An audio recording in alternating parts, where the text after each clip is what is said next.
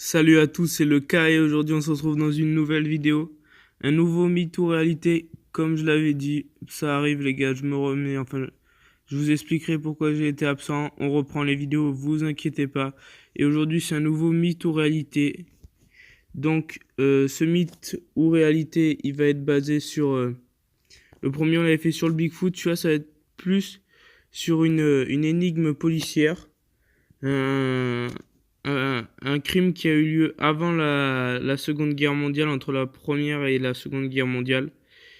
Il a eu lieu en Allemagne, donc c'est parti les gars.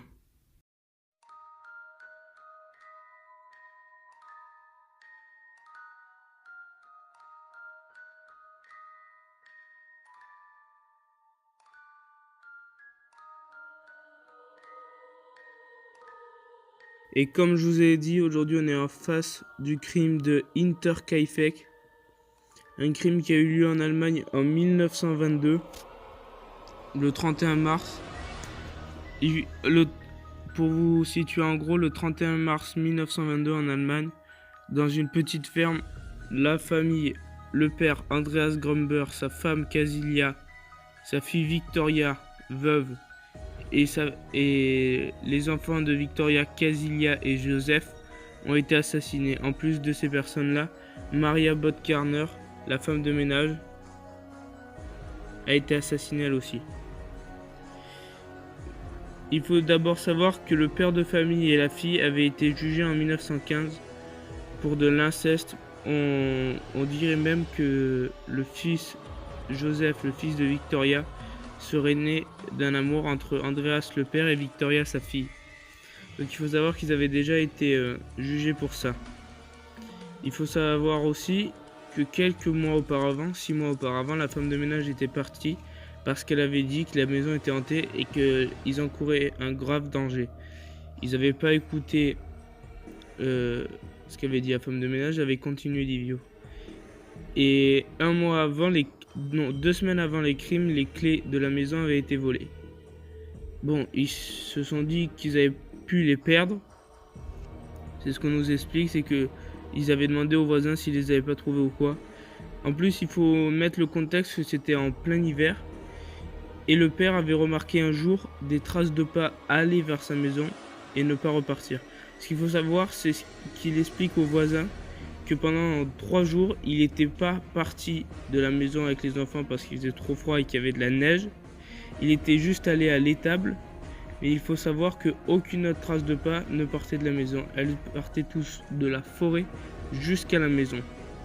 Il n'y a aucune trace de pas qui repartait vers la forêt.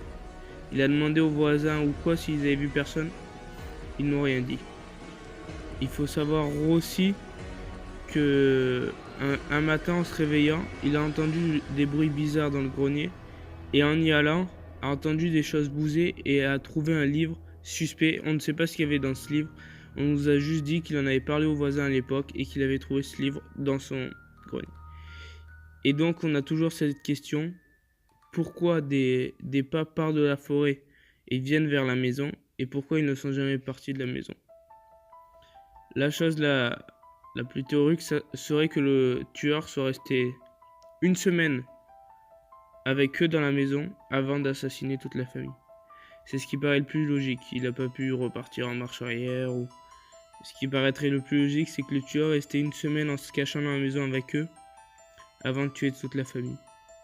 Le premier soir, le tueur, ils étaient tous en train de manger quand ils entendirent un bruit dans les tables. Andreas, Casilia, Victoria et Casilia, l'arrière-petite-fille, arrivèrent dans les tables et se fit toutes les 4 assassinés à coups de pioche, décapités. Joseph, le fils le plus petit des enfants, est mort en dernier dans la maison. Maria Botkarmer, la femme de ménage, est morte avant Joseph et elle, par contre, est restée dans la maison sur le coup. Au jour d'aujourd'hui, nous ne savons toujours pas qui a tué cette famille. Pourquoi? Quelles sont les raisons? Qu'est-ce qui s'est passé? Nous ne le savons toujours pas. Au jour d'aujourd'hui, l'enquête n'est plus en cours. Mais si vous voulez vous y intéresser, je vous conseille tout le temps encore aujourd'hui, des personnes sont en train de rechercher la vérité et d'essayer de mettre du clair sur ce qui s'est passé. Moi aujourd'hui, je vous apporte les faits véridiques, ce qui s'est vraiment passé. Mais la chose qui est revenue au jour, c'est que le tueur aurait pu rester pendant une semaine à vivre avec la famille, 5 personnes de leur marque. Aujourd'hui, je crois que cette ferme est détruite et nous ne savons pas plus s'il y avait entre les parois peut-être des passages pour passer ou quoi. Mais on nous a rapporté surtout du bruit au grenier. À cette époque-là, ils se sont pas méfiés, ils ont dû se dire que c'était des rats ou autre. Mais voilà, on sait juste que le tueur a resté une semaine avec eux, c'est ce qui est supposé et c'est une supposition qui a été révélée très probable. Voilà. Donc c'est la fin de cette vidéo, elle est plus courte que le premier parce que j'ai moins de choses à parler que le Bigfoot. Mais faites toujours attention et vérifiez toujours dans vos armoires.